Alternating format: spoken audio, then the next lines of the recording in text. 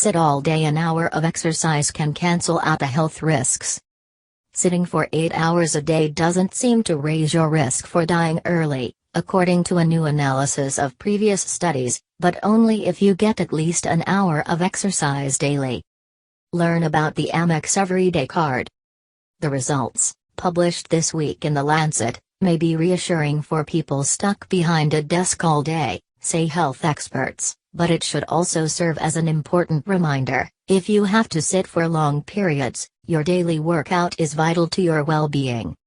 The connection between sitting and dying has been studied extensively, and has inspired many scary headlines in the media.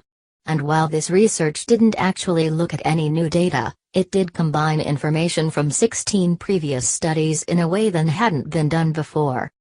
Using this data, researchers were able to directly compare death rates over a certain period of time between people with different levels of sitting time and physical activity.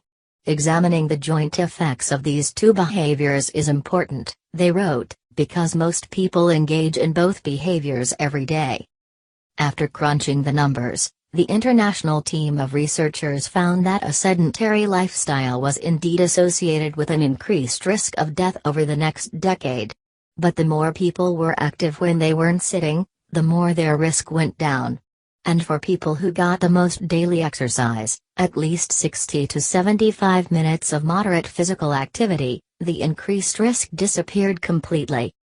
In fact, those who sat for at least 8 hours a day but were also in the highest exercise group actually had a lower risk of dying than those who sat for 4 hours or less but who reported the lowest amount of daily exercise, about 5 minutes a day.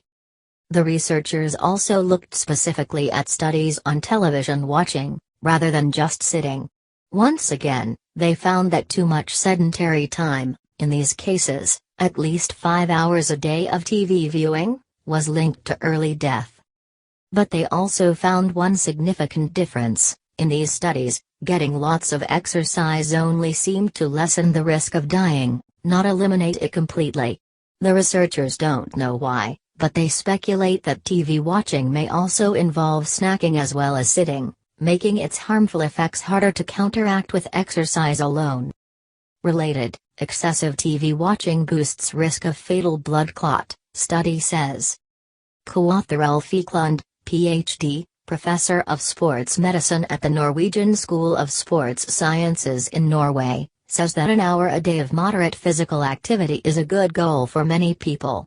He points out, however, that exercise recommendations shouldn't be the same across the board.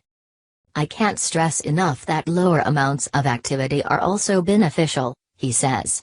And for people who are already getting an hour of exercise a day, they shouldn't necessarily stop there, or use it as an excuse to be sedentary the rest of the time. The results suggest that the less you sit, or watch TV, and the more you are active the better, he says. The take-home message is sit less, move more, and the more the better. That doesn't necessarily mean you have to live at the gym, adds Pam Peake, MD, a national spokesperson for the American College of Sports Medicine and author of Fit to Live. Your physical activity can spread out throughout the day. Get up for 5 to 10 minutes per hour when you're stuck at a desk, she suggests. Go up and down stairs. Walk and talk on the phone using a headset. And when you can, schedule more deliberate exercise time, like a yoga class or a morning run with a friend. It all counts, and will save your life.